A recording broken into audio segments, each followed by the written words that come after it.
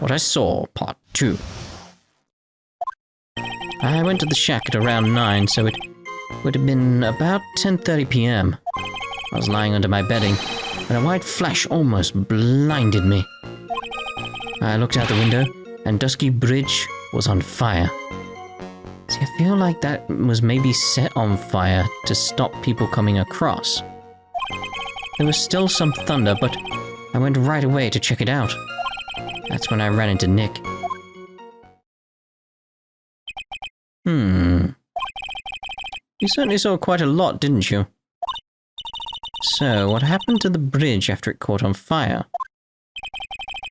It was like me after a 3-day stint chasing a girl. Totally burnt out, like almost totally gone. I mean, trying to cross the burning remains was what caused Nick to fall. What did you say? Oh, don't worry. It's nothing life-threatening. He just caught a cold. I never know with that man if he should be called lucky or unlucky. Now, Mr. Edgeworth, please commence your cross-examination. All I'm thinking is like coming back to the weather report again. I went to the shack at around 9, so it would have been about 10:30 p.m. I was lying under my bedding when a white flash almost blinded me. Because the white flash, if we're going with the weather data even. That does fit. The lightning fits in terms of like there being lightning in the area, but lightning struck Dusky Bridge at 10:45. So it's like that doesn't fit. I was lying under my bedding when a white flash almost blinded me. I looked out the window and Dusky Bridge was on fire. There was still some thunder, but I went right away to check it out. That's when I ran into Nick. He told me about the burning bridge yesterday. But there's still something that doesn't quite fit. Yeah, the timings. It looks like, despite his change of heart, Larry still isn't telling us the whole truth. I went to the shack at around 9, so it would have been about 10:30 p.m. I was lying under my bedding when a white flash almost blinded me, so it's 10:30. I looked out the window and Dusky Bridge was on fire, so according to this, 10:30 is now the same time as 10:45. That's your discrepancy right there. That's your discrepancy. There was still some thunder, but I went right away to check it out. That's when I ran into Nick.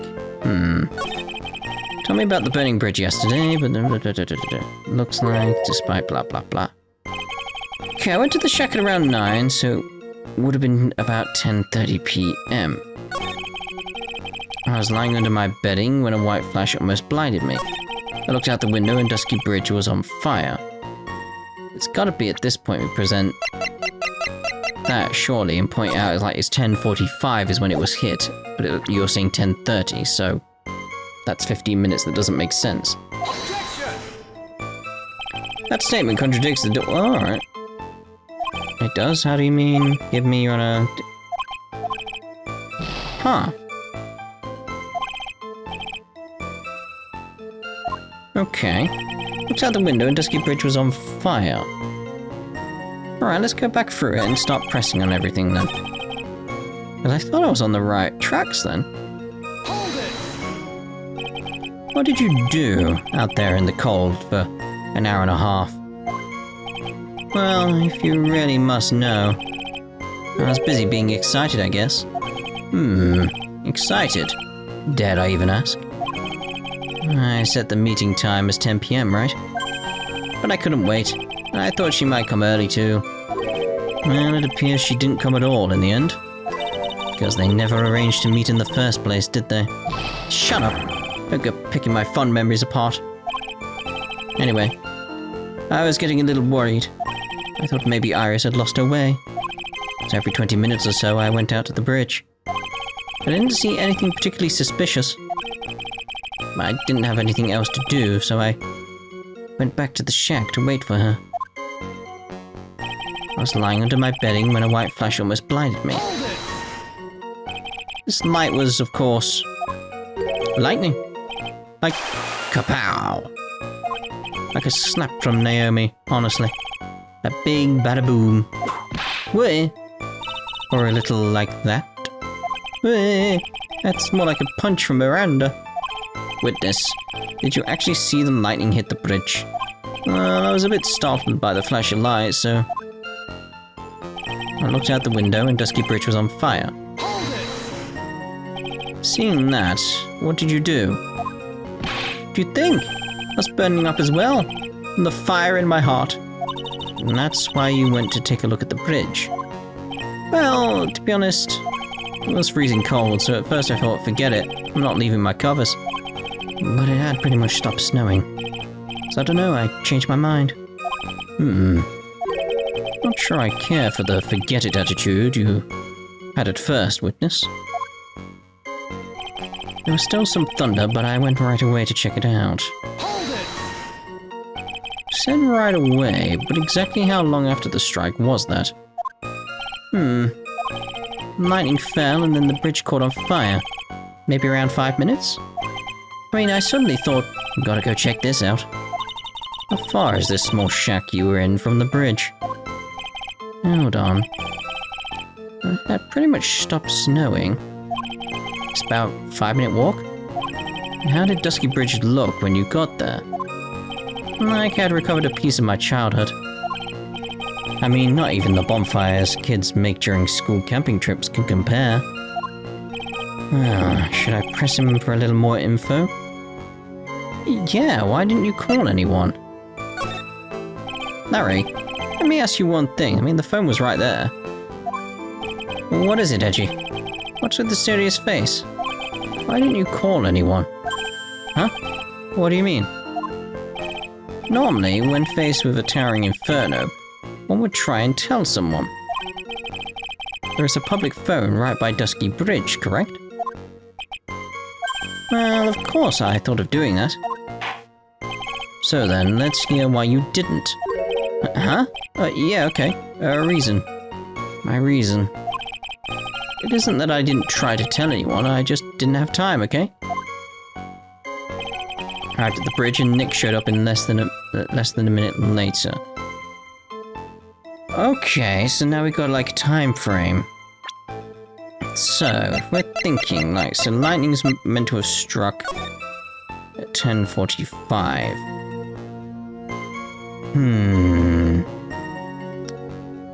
Is that case of like, yeah, so it's like if he's nearby in the little shack, the heavenly shack, what's it called again? It says it somewhere. That's not, is it? Yeah, Heavenly Hall, yeah, in the middle. That's it, so Heavenly Hall. So in 5 minutes to get to Dusky Bridge, that's 10:45, it's not 10:45, it's 10:50 that he arrived at the bridge. But that doesn't make sense, because Pheonix only arrived after the murder, which was at 11? Wasn't it? That's what we were covering? So if that's what I remember it being, I've got nothing that proves that point. That's what I'm thinking, is like, it's... Pheonix would not be there at 10 to 11. I don't even think he'd be there at 11, assuming that's when the murder took place, if I remember correctly. So it's gotta be like, this doesn't line up. So it's the same logic I was going with previously, but... Objection! Your very existence being a contradiction, I'm not sure if you can grasp this or not. What the hey, Edgy? You make me sound like some sort of alien. But your testimony is conclusively contradictory. The problem here is time. I've never been the best timekeeper, you know. 3 minutes after Billy leaves on foot, you follow him on your bicycle. How long does it take for you to catch up with him? Terrible at those. This is much more simple. You saw the lightning strike Dusky Bridge, and immediately went to see what had happened. Is that correct? Yeah, well, I wasted about 5 minutes first, but more or less. I have the weather data from the night of the murder here. According to this, the lightning fell at 10:45 p.m. You say it takes less than 5 minutes from the shack to Dusky Bridge, meaning you probably got there at around 11 p.m. That all sounds about right, I guess. And then Nick showed up and did his falling act. That is impossible. What do you mean? 11 p.m. is when the murder occurred in Hazakura Temple, yes. Thus, Wright was still there in the courtyard. There is no way that Larry could have been having encountered him at Dusky Bridge at the time. Excuse me, I have an objection. You do? Edgy, how many times do I have to say this? I'm not Larry. I'm Maurice doing it. It has not been proven that the murder occurred at 11 p.m. The sister already said around 11, in which case it could have been earlier than that. Watch your footing there, Miss Franziska von Karma. The slope ahead is slippery. But there is still no way that Wright could have been at Dusky Bridge at 11 p.m. And why not? It is clearly written here in the weather data report. It took around 30 minutes for the bridge to burn out. Therefore, the bridge must have been burning until at least 11:15 p.m. Which means what exactly? Wright did not see the bridge while it was being consumed by the flames that night. In fact, he did not arrive on the scene until after the flames had died down. Larry, you arrived at the bridge at 11 p.m. Wright did not make it there until at least 11:15. I suggest you stop hiding things and just tell us the whole truth. Now then, what happened during these missing 15 minutes? Alright. I feel like I just got brutally woken up by toilet splashback. I guess I was still sleeping after all. Pinch me. Order. So, there was a missing 15 minutes prior to meeting Phoenix Wright. I hardly see that as much of a problem. It's quite a big problem. Yeah, not much of a problem at all. Really? The bridge is burning before your eyes. There is a phone right next to it. Why then did you not report the accident? Yes, witness, why didn't you?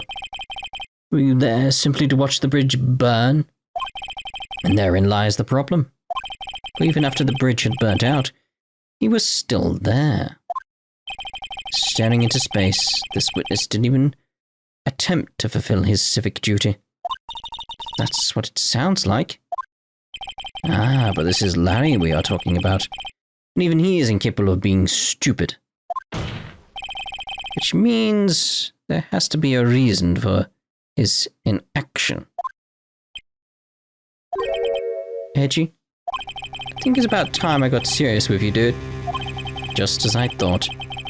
You've been playing with us this whole time. Listen, I'm going to tell you everything. Are you sure you want to hear it all? Yes. I may really say it this time. Everything, quit! Then say it. Well, I have a terribly bad feeling about this. However, let's have the witness finally give us the whole truth.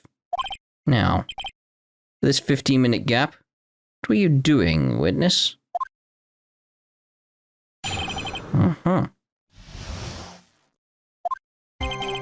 I'm a-doing him. I'm an artist. What do you think I was doing? Sketching in front of the burning bridge. Okay, I was whipped up into a frenzy of art. The shock and awe that I was feeling, I transferred it all directly onto the page. Before I realized it, the flames had gone out, and then he came running up.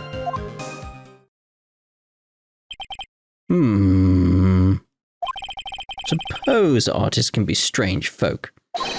That's right. I'm willing to sacrifice everything in order to draw the perfect sketch. Including the truth from the sound of it.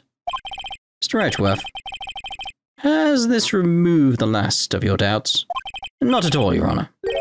One very large doubt still remains. And what would that be?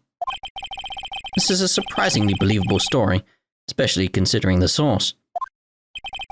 So why did he think he needed to hide this from us until now? I intend to drag the reason out of him. You'll regret this, Edgy. Oh. Missing 15 minutes. I'm doing him. I'm an artist. What do you think I was doing? Sketching in front of the bridge, I was whipped up into a frenzy of art.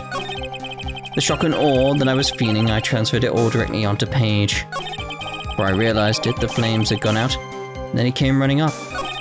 There's a big clue waiting for me in this cross-examination. This testimony does nothing less than mock the court.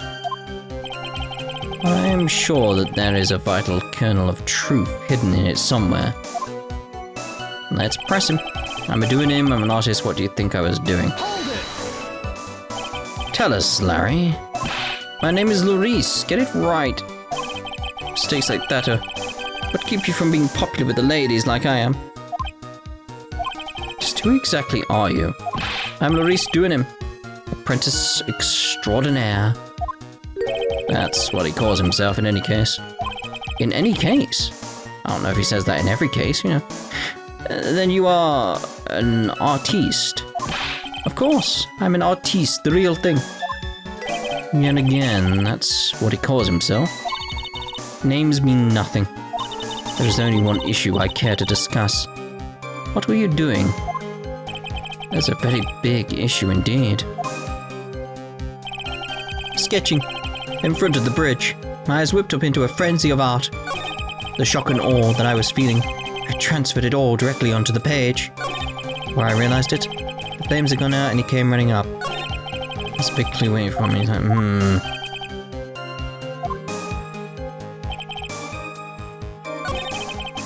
Alright, let's jump on that.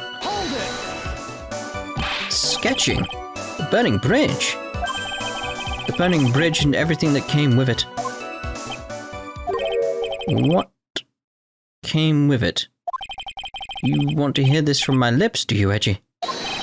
You'll regret this. Let's get... Enough. Just take that ridiculous sketch of yours out already, witness. What are you talking about? I don't know what you mean. That does indeed appear to be the fastest solution. I'll leave it to you, Mr. Edgeworth. What should I do? I've got a terrible feeling that the instant this sketch is revealed, the entire world may be changed by what is depicted there. Look at the sketch. Larry, I wonder if you could show us your sketch, please? Well, even I couldn't have imagined it'd turn out like this. Imagine what? That Laurice Duanim's debut would take place here today like this. Ow! Show it. Now. Okay, but steel yourselves. This is the world of Laurice Duanim. Okay. That is weird.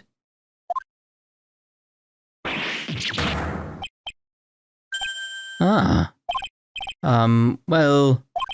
So this is Dusky Bridge, correct? Quite a large bridge, isn't it? Your response, Miss Von Karma? Yes, well...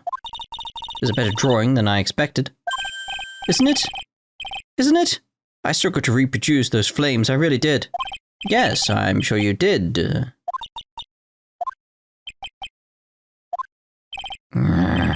is going to get ugly.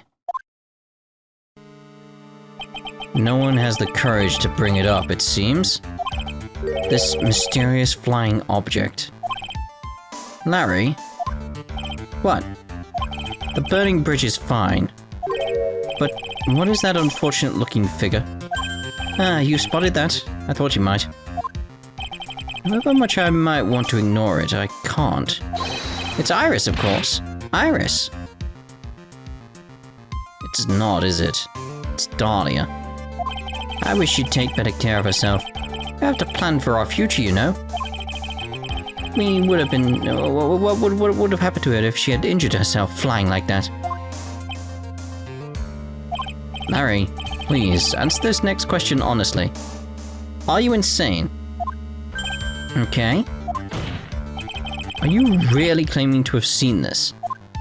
Are you claiming to have seen the silhouette of the defendant flying over a bridge that was engulfed in flames?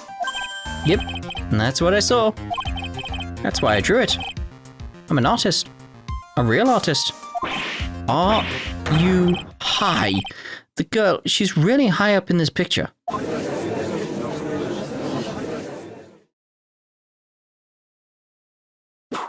What was that for? This is all a bad dream. I was hitting you on the cheek to test that theory. Please whip your own cheek from now on if you wish to test your wild theories. Anyway, no court of law will ever acknowledge that people can fly. Actually, there is some precedent for this. She was flying pretty high, my sweet Iris. I was gonna say, like, what precedent? It's like, oh yeah. That just go back to the circus, doesn't it? She was about 30 feet above the bridge, at least. It was really something to see. This has to be some kind of mistake. Mr. Edgeworth, please bring the witness back down to earth. What? Me? This witness is your friend, is he not? Accessory to foolishness. Miles Edgeworth. Let's get back to the cross-examination by force if necessary. Mr. Edgeworth, I expect you to expose the obvious contradiction here. Yes, Your Honor. Looks like I've got another reason to remember this moron. Oh, what did you think of my debut piece? Get that thing away from me. Horrible sketch of what he saw the night of the crime. Now, hurry up and cross-examine them. I'm doing him. An artist, what do you think I was doing? See, I don't think there's gonna be anything on that that's important with that one. Sketching in front of the bridge, I was whipped up into a frenzy of art. Saw Iris flying, her white hood fluttering. Wait, hood? What do you mean? Hold it! Just, where did you see this sight from? No, the hood. Hey, no need to shout. I was lying in bed, in that rundown shack. The crack of the lightning bolt made me realize that the bridge was burning. I just watched it for a while from there, thinking how nicely it was burning. And after about 5 minutes, I saw it. The defendant flying. That's right. That's when I decided to go to the bridge. I see. That all makes sense. Aside from this sketch itself. Yes, this sketch doesn't make any sense. Just need to convince the artist that his work is ludicrous. Okay. The only thing I could think there then is the hood itself. It's like, well, she didn't have the hood at that point, so it can't be her? Objection! Larry, what did you really see that night? Not that I particularly care. In your position, that's just being irresponsible. I drew exactly what I saw. I'll give you a whole $1 that's the truth. If that is truly the case, then there is one thing that we can say for certain. What might that be? That the person who flew over the bridge could not have been the defendant, Iris. What? What do you mean? I don't understand. What? A foolhardy folly or a foolish statement by an equally foolish, foolhardy fool. How exactly can you make this claim? Tell us, Larry. According to this picture, the individual whom you say you saw was wearing a hood, correct? Of course she was. That rundown shack is quite away from the bridge. The hood is what told me that this floating angel was my Iris. The hood is my darling Iris, and Iris is my darling hood. Well, it seems there are bigger fools in this world than The one at the defense's bench? Larry, there's something you need to be made aware of. On the night of the murder, Iris wasn't wearing her hood. She had given it to Wright as a gift. Are you going to change your story now? Perhaps suggest it was Wright who took flight? What are you talking about? I think you understand what I mean just fine. Why? Why did Nick have Iris's hood? What? Edgy, what is going on with Iris and Nick? Why, you Nick, you dog.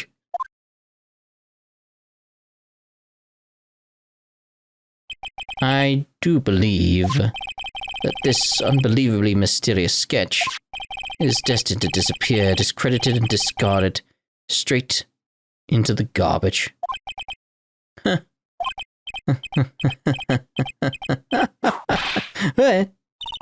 What is it now, witness? Feels like I've been waiting 25 years for this very day to come. Edgy, today is the day I get to completely stupefy you. What? What's the meaning of your outburst, witness? I hate to have to do this, but I have some definitive evidence. What? Definitive evidence? Iris did indeed come flying over the burning bridge. And I, Laurice Duanim, shall prove it. How can he prove that? Is he high? I didn't expect to ask this again, but we shall be needing your testimony once again. Tell us anything you know concerning the defendant as depicted in this sketch, and show us your evidence that this nightmare was actually a reality. Good luck with that. Okay, I hope you're ready, Edgy, because I'm going to feed you a whopping serving of pain. You've been serving us a whopping serving of pain this whole time. Trust me. Proof that Iris flew. When I reached Dusky Bridge, she was already gone. I was so worried, so I frantically searched all over for her. That led me to finding a beautiful crystal sphere. Was that buried in the snow? I'm sure that Iris was simply wearing a spare hood. After all, no one else could have lost a crystal sphere that night. Yes. No one. A crystal sphere? This one. Pretty, isn't it? Why do you have it? But finders keepers has blood on it as well.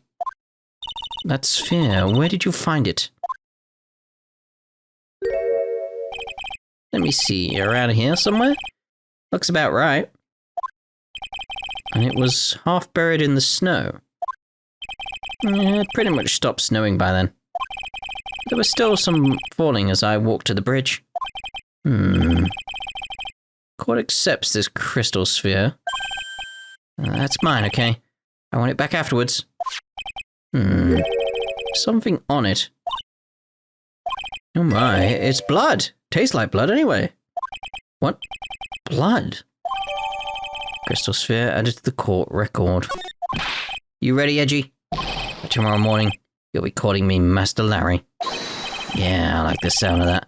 But no one's gonna push me around anymore. Didn't you want to be called Laurice Duanim only a few minutes ago?